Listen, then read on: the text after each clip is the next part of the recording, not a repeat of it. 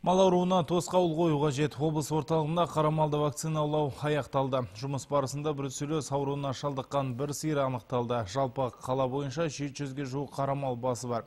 Оларға екпе қою үшін бюджеттен 1,5 миллион бөлініпті. Қазірде қаражат толықтай игерілген.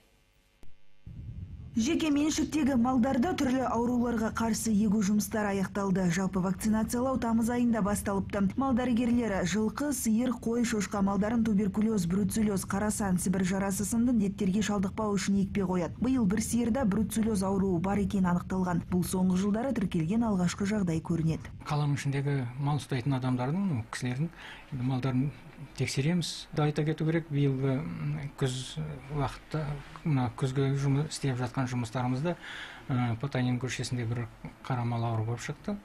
Ол малды енді біз бөліп, мал соятын жеріне апарып тапсырып, ол малды сойғыздық.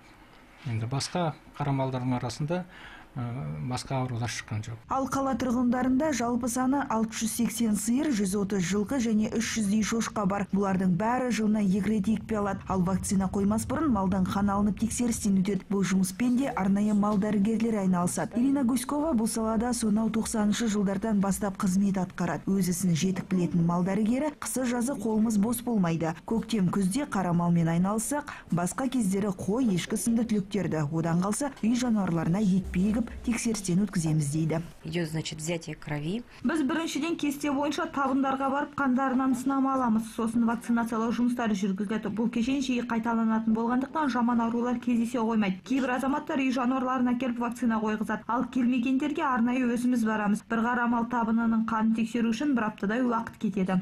Келесі вакцинациялау жұмыстары көктемде басталады дейді мамандар. Назерке Ғалым, Қуаныш Қазбеков, ақпарат.